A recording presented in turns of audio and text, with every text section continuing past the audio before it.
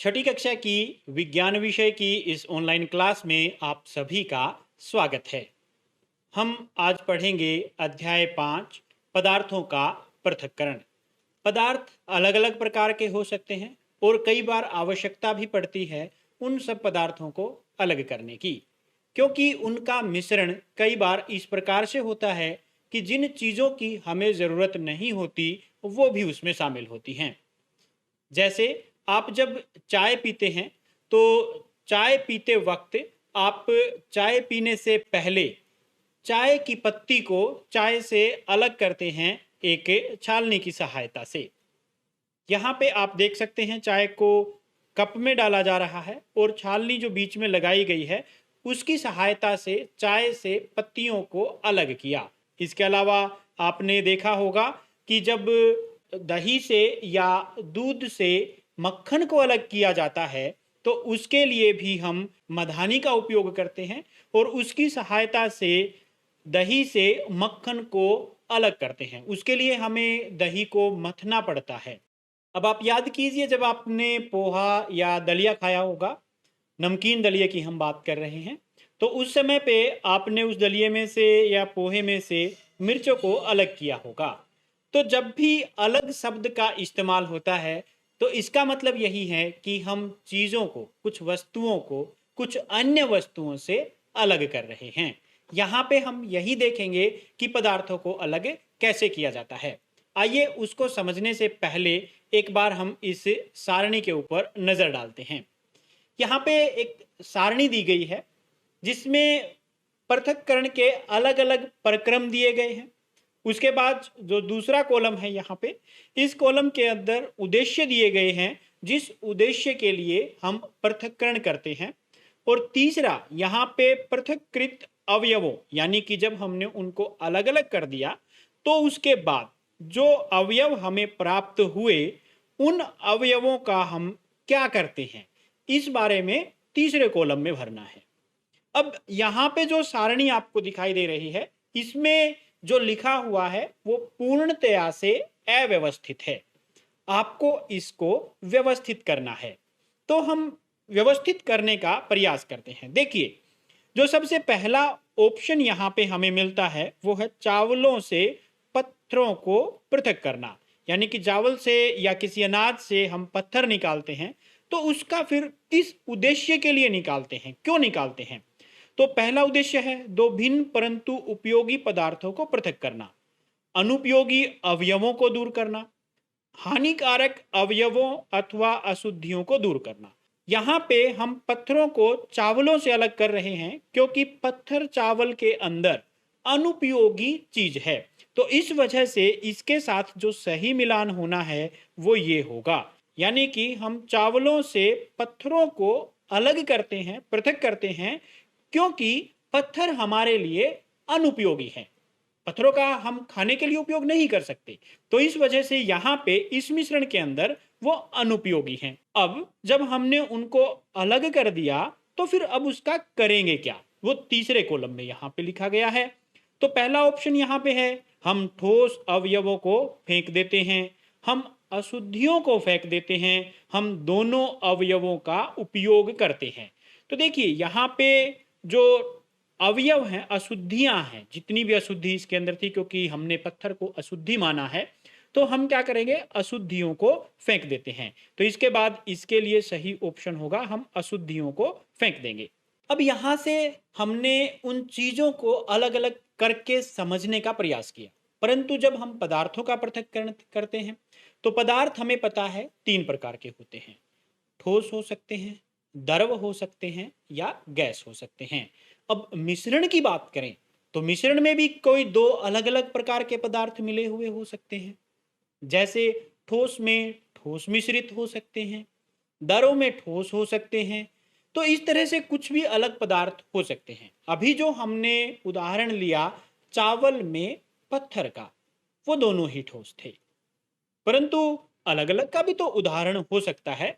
इसी सारणी में उस उदाहरण को भी लिया गया है। अब देखिए, मक्खन प्राप्त करने के लिए दूध का मंथन करते हैं। हम मक्खन लेना चाहते हैं दूध से। अब यहाँ पे देखिए, मक्खन को हम निकालते हैं या यूं कहें दूध से अलग करते हैं, तो उसके लिए जो पदार्थ हैं वो कैसे हैं? पहला ऑप्शन की अगर बात करें तो भिन्न परंतु उपयोगी पदार्थों का पृथक। तो यहाँ पे मक्खन और जो अंत में बचता है वो लस्सी या हम छाछ बोल देते हैं उसको, वो तरल पदार्थ है, और जो मक्खन हमारा होता है वो एक ठोस पदार्थ है। तो यहाँ पे हम दो अलग अलग प्रकार के पदार्थ, एक ठोस और एक द्रव को अलग कर रहे हैं। तो यहाँ पे दोनों पदार्थ अलग अलग हैं, परंतु दोनों ही उपयोगी हैं, क्योंकि मक्खन का हम खाने के लिए उपयोग करते हैं और छाछ का या लस्सी का उपयोग हम पीने के लिए करते हैं। तो दोनों ही पदार्थ हमारे लिए उपयोगी हैं। तो यहाँ पे जो पहला ऑप्शन है, इसमें दो भिन्न हैं पदार्थ, परंतु दोनों को हम अलग कर रहे हैं। इस प्रकार से दो भिन्न पदार्थों को हम अलग कर रहे हैं। अब इसमें से जो पदार्थ अलग अलग हुए वो दोनों ही पदार्थ हमारे लिए उपयोगी हैं, हम दोनों ही पदार्थों का उपयोग कर रहे हैं। तो इसका ऑप्शन सही होगा ये। चाय की पत्तियां पृथक करना, हानिकारक अवयव तथा अशुद्धियों को दूर करना, क्योंकि चाय की जो पत्ती होती है चाय से वो हम उपयोग नहीं करते, हम उसको अशुद्धि मानते हैं और उसको हम कह सकते हैं कि वो ठोस अवयव है, बाकी सारा द्रव था, तो उसमें से ठोस को हमने क्या कर दिया, बाहर फेंक दिया। इस प्रकार के अवयवों को हम बाहर फेंक देते हैं। तो इस प्रकार से हम ये जो हमारी सारणी है, इस तरह की सारणी को पूरा कर सकते हैं। आप भी ऐसी कोई सारणी बनाइए और अलग अलग प्रकार के मिश्रणों जो भी आपको आपके सामान्य जीवन में अपने आसपास दिखाई देते हैं उसमें लिखिए और पता कीजिए किस प्रकार की चीजें वहां पे, किस प्रकार के पदार्थ इकट्ठे किए गए हैं और उसको उपयोग कौन कौन से उपयोगी हैं, कौन से अनुपयोगी हैं, और इस प्रकार की एक सारणी बनाइए। चलिए अब पदार्थ के पृथक्करण के बारे में और अधिक विस्तृत जानकारी लेते हैं। जैसा मैंने आपको बताया कि पदार्थ की तीन अवस्थाएं होती हैं, एक ठोस, एक द्रव और एक होती है गैस। तो तीनों ही को अलग करने के लिए हम अलग अलग विधियों का उपयोग करते हैं। अगर मान लीजिए हम छानन विधि, जो छालनी हमने उपयोग की थी चाय की पत्ती छालने के लिए, तो क्या उससे लस्सी को और मक्खन को दही में से अलग किया जा सकता था? नहीं, क्योंकि दही को अगर छालनी में डाला जाता तो वो सारी दही उसके अंदर से निकल सकती थी। इस प्रकार से वहां पे उसको अलग नहीं किया जा सकता, तो उसके लिए हमें कोई और दूसरा तरीका अपनाना पड़ेगा। तो अलग अलग प्रकार के मिश्रण के लिए हम अलग अलग तरीके अपनाते हैं। आइए उन्हीं में से कुछ मिश्रणों को अलग करने के तरीकों के बारे में जानकारी लेते हैं। पृथक्करण की विधियां। सबसे पहले हम बात करेंगे हस्तचयन की। हस्तचयन का मतलब होता है हाथ के द्वारा अलग अलग चीजों को अलग अलग करना। जैसे अभी हमने बात की थी कि चावल के अंदर ठोस पत्थर हैं। अब क्योंकि चावल की मात्रा काफी ज्यादा है और उसके मुकाबले पत्थर की मात्रा बहुत कम है, तो ऐसी स्थिति में हम उस चावल में से उन पत्थरों को एक एक करके अलग कर सकते हैं। आपने भी देखा होगा, आपकी माता, आपके घर में अन्य सदस्य जब अपने अनाज के लिए सफाई करते हैं तो वो मिट्टी को अलग करने के लिए इसी विधि का उपयोग करते हैं। अब इस विधि को क्या हर जगह पे उपयोग किया जा सकता है? तो उत्तर होगा नहीं। इसको हम एक सामान्य उदाहरण से समझ सकते हैं। अब मान लेते हैं कि आपने चावल की एक बोरी ली, उसमें भूसा बहुत है, तो क्या उसको उपयोग करने के लिए या उसको अलग करने के लिए आप हस्तचयन विधि का उपयोग कर सकते हैं? तो संभवतः आपका उत्तर होगा कि इसके लिए हम हस्तचयन विधि का उपयोग नहीं कर सकते। क्यों नहीं कर सकते? क्योंकि वहां पे जब भूसे की मात्रा है वो बहुत ज्यादा है। इतना भूसा, एक एक तिनका भूसे का उस चावल में से अलग करना बहुत मुश्किल हो जाता है। तो इसके लिए हम कोई दूसरी प्रक्रिया को अपनाएंगे। यहाँ पे हम उपयोग करेंगे थ्रेसिंग विधि का। ये थ्रेसिंग क्या है? जब फसलें सूख जाती हैं या हम उनको कटाई के बाद कुछ देर के लिए बाहर रखते हैं सुखाने के लिए, तो सूखने के बाद आमतौर से अनाज कणों को अलग करने के लिए, भूसे से या सूखे पौधों की डंडियों से अलग करने के लिए हम थ्रेसिंग विधि का उपयोग करते हैं। आप इस चित्र के अंदर देख सकते हैं, आपको ये किसान दिखाई दे रहा है जो इसके हाथ में कुछ ये भूसा है जिसको यह इस पत्थर के ऊपर लगातार पटक रहा है।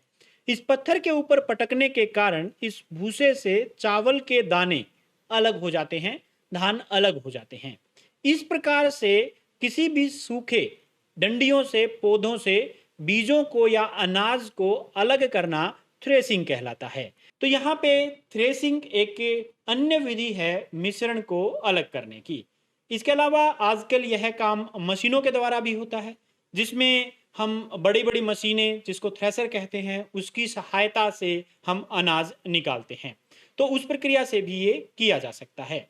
परंतु यहाँ पे भी अगर हम बात करें तो उसके साथ, दानों के साथ, अनाज के साथ कुछ भूसा रह जाता है। उस भूसे को मैंने बताया हम अलग अलग नहीं कर सकते, डंडियों से तो हमने अलग कर लिया, परंतु भूसे को उस अनाज से अलग करने के लिए हम इस प्रक्रिया का उपयोग नहीं कर सकते।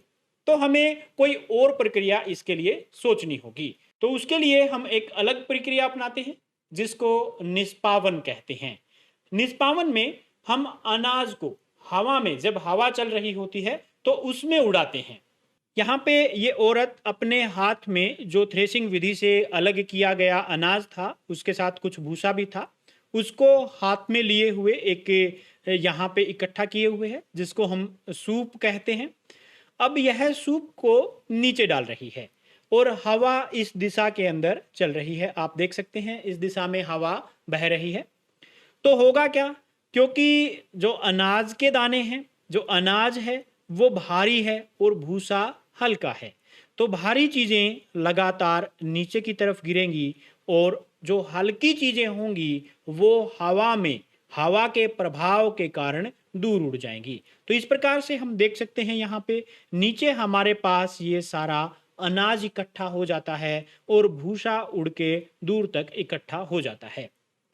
आधुनिक समय में भी हम जब थ्रेसर का उपयोग करते हैं तो वहां पे आपने देखा होगा जब अनाज निकाला जाता है तो काफी ज्यादा मात्रा में वह अनाज भूसा आगे की तरफ फेंकता है, बहुत तेजी से फेंकता है और अनाज अलग से इकट्ठा होता है। तो इस प्रकार से वहां पे निष्पावन विधि का उपयोग किया जाता है, क्योंकि हवा उड़ाई जाती है, उसमें हवा की सहायता से उस भूसे को अनाज से अलग किया जाता है। तो इस प्रकार से हम अनाज से भूसे को अलग कर सकते हैं और अनाज से भूसे को अलग करने की यह प्रक्रिया निष्पावन कहलाती है। आइए अब पृथक्करण की एक और विधि के बारे में हम चर्चा करते हैं। आप याद कीजिए, जब आपके घर में खाना बनाया जाता है, रोटियां बनाई जाती हैं, तो उससे पहले आटे से चोकर को अलग किया जाता है। उसके लिए उपयोग करते हैं आप छालनी।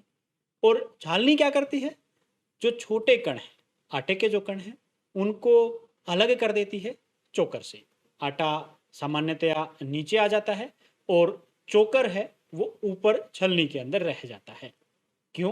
क्योंकि जो छलनी है उसके छिद्र बारीक होते हैं, जिसके कारण आटा उसमें से निकल जाता है और जो मोटे कण हैं वो ऊपर रह जाते हैं। अशुद्धियों को इस प्रकार से अलग करने की प्रक्रिया को चालन कहते हैं। यहाँ पे दोनों ही पदार्थ ठोस हैं, परंतु उन दोनों का आमाप अलग अलग है। तो इस तरह के अलग आमाप परंतु एक जैसे पदार्थों को अलग करने के लिए हम चालन विधि का उपयोग करते हैं।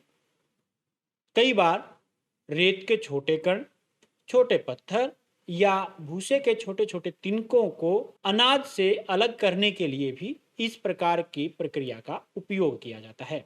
उसको एक बड़ी छलनी के अंदर डाला जाता है और उसको लगातार चलाया जाता है, जिसके कारण छोटे बारीक धूल कण या मिट्टी के कण या भूसा नीचे आ जाता है और मोटा अनाज ऊपर रह जाता है। इसी प्रकार से बड़े बड़े चालनों को भवन निर्माण वाले स्थानों पर रेत से कंकड़ तथा पत्थर अलग करने के लिए भी उपयोग में लाया जाता है।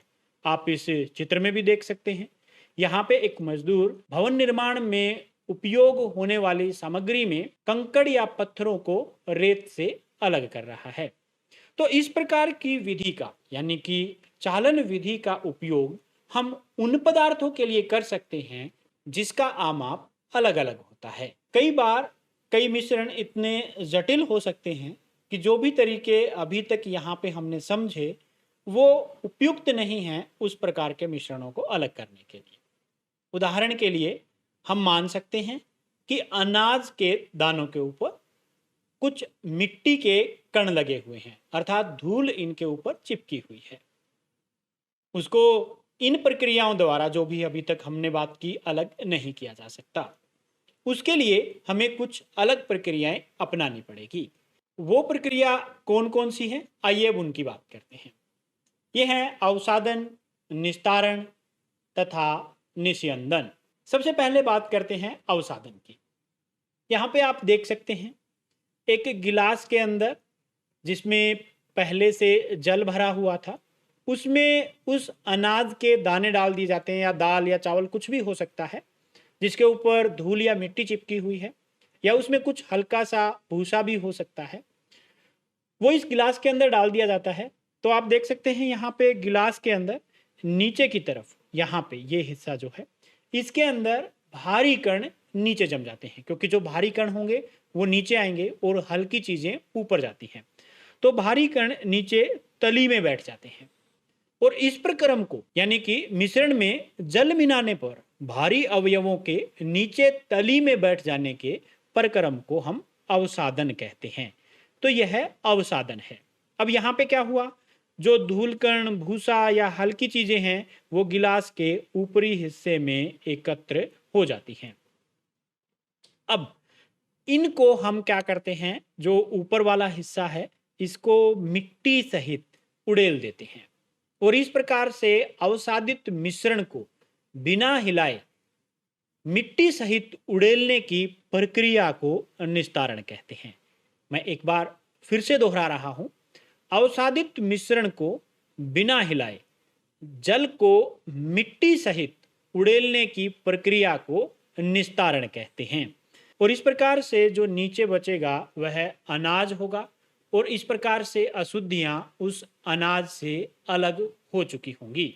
इस विधि का उपयोग कुछ अन्य पदार्थों को अलग करने के लिए भी किया जा सकता है, पदार्थ जिनकी प्रकृति अलग अलग हो, अर्थात जल और तेल का मिश्रण, वो दोनों आपस में मिश्रित नहीं होते, और जो मिश्रित नहीं होंगे वो कुछ समय के बाद अलग हो जाएंगे, अर्थात एक परत तेल की बन जाएगी और एक परत पानी की। और यह परत बनेगी जब हम उन दोनों के मिश्रण को कुछ समय के लिए छोड़ देंगे, वह रखा रहेगा, और इस प्रकार से दोनों पदार्थों की, जिसमें एक तेल और एक पानी होगा, उनकी अलग अलग परत बनेगी।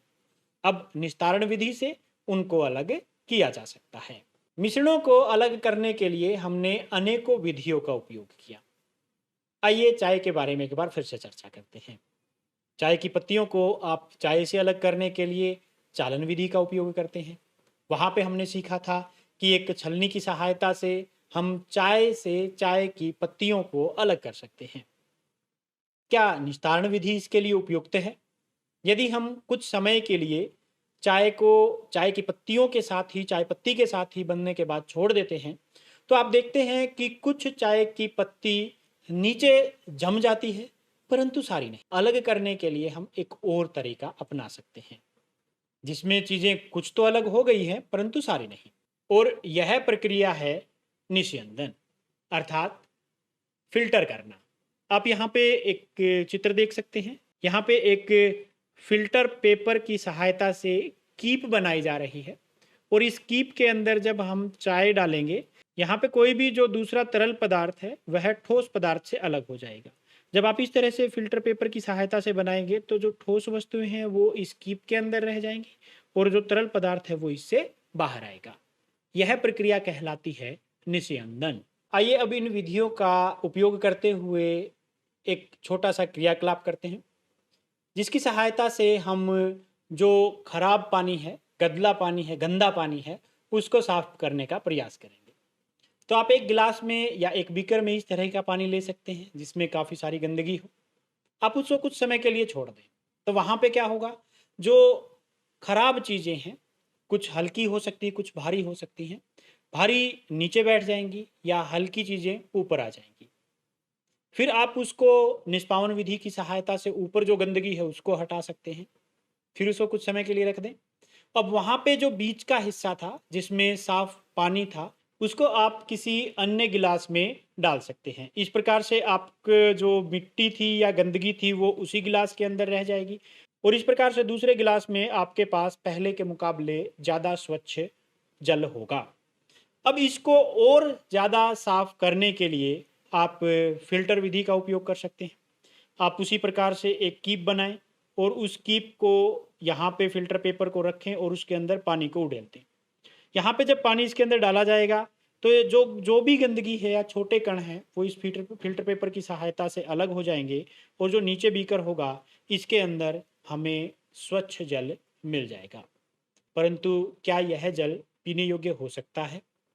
तो उत्तर होगा नहीं, क्योंकि इसमें ऐसे बहुत सारे कीटाणु या जीवाणु भी हो सकते हैं जो हमें बीमार कर सकते हैं। तो पूर्णतया से कीटाणु रहित करने के लिए हमें इसको बाद में उबालना पड़ेगा, क्योंकि यह जीवाणु या कीटाणु उस पानी के अंदर घुले हुए हैं। वो इतने छोटे कण हैं जिसकी सहायता से फिल्टर से भी अलग नहीं किए जा सकते। परंतु जीवाणु या कीटाणु ही क्यों, कुछ अन्य पदार्थ भी हो सकते हैं। जैसे जल में नमक घुला हुआ है या जल में चीनी घुली हुई है। जब वो उसके अंदर घुल जाती है, तो आप किसी फ़िल्टर पेपर की सहायता से जो विधियाँ हमने यहाँ पे सीखी, अलग नहीं कर सकते। तो उसके लिए हमें एक और नई विधि अपनानी पड़ेगी। इस विधि को हम कहते हैं वाष्पन विधि। इसमें क्या करते हैं, हम जिस भी घोल के अंदर वह अशुद्धियाँ घुली हुई हैं, यहाँ पे नमक या चीनी को हम अशुद्धि मान सकते हैं, उस जल को या घुले हुए मिश्रण को कुछ देर के लिए गर्म करेंगे। यहाँ पे उस मिश्रण को अलग करने के लिए यहाँ पे इसको गर्म किया जाता है। गर्म करने से क्या होगा? यहाँ पे जो जल है वो वाष्प में बदलेगा, यहाँ पे भाप बनेगी और इस प्रकार से जो नमक या चीनी है वो अंत में नीचे बच जाएगी इसके अंदर और पानी जो है वो सारा वाष्प बन के उड़ जाएगा। आप इस पानी को ऊपर कुछ बर्तन रखकर एकत्र भी कर सकते हैं, इकट्ठा भी किया जा सकता है। परंतु यहाँ पे इस प्रकार की जो विधि है, जिसमें हम वाष्प में बदल के जल को उसके वाष्प में बदल के या जल को उसके वाष्प में परिवर्तन करके अलग करते हैं मिश्रण से, इस विधि को वाष्पन विधि कहते हैं।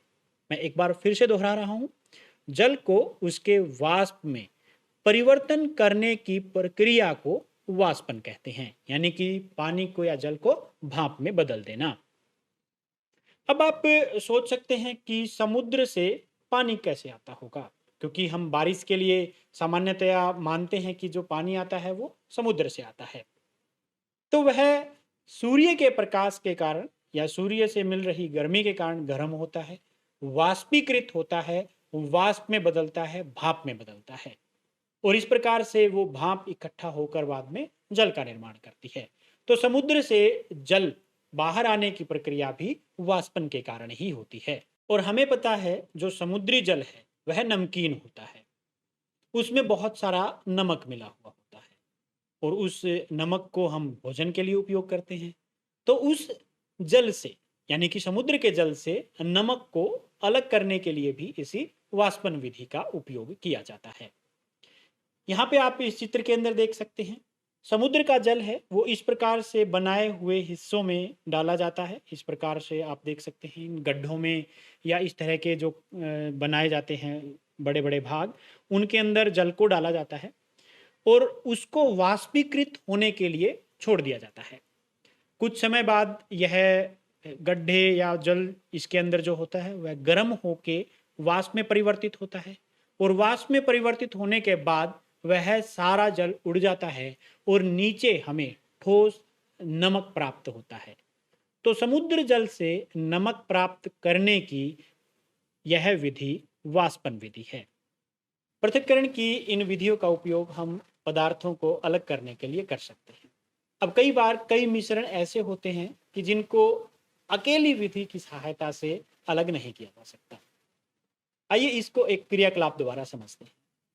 आप कुछ रेत और नमक लीजिए, 2 या 3 चम्मच रेत ले सकते हैं या 2 या 3 चम्मच नमक ले सकते हैं, दोनों को मिश्रित कीजिए। अब अगर आपको कहा जाए कि अब इन दोनों मिश्रणों को अलग कीजिए, तो आप किस विधि का उपयोग करेंगे? चालन विधि द्वारा इनको अलग नहीं किया जा सकता या किसी अन्य विधि द्वारा भी इनको यहाँ पे अकेली विधि से अलग नहीं किया जा सकता। तो फिर इसको अलग कैसे करें? आप इस मिश्रण को जल के अंदर घोल दीजिए 1 या 2 गिलास आप जल ले सकते हैं और उसको घोलने के बाद कुछ समय के लिए छोड़ दीजिए। आप देखेंगे कि जो रेत के कण हैं वो नीचे रह जाते हैं और जो नमक है वो उस जल के अंदर घुल जाता है। अब आप निस्तारण विधि की सहायता से जो ऊपर का जल है उसको अलग कर सकते हैं और इस प्रकार से आपने उस मिश्रण में से एक पदार्थ जिसको रेत कह रहे हैं अलग कर लिया है।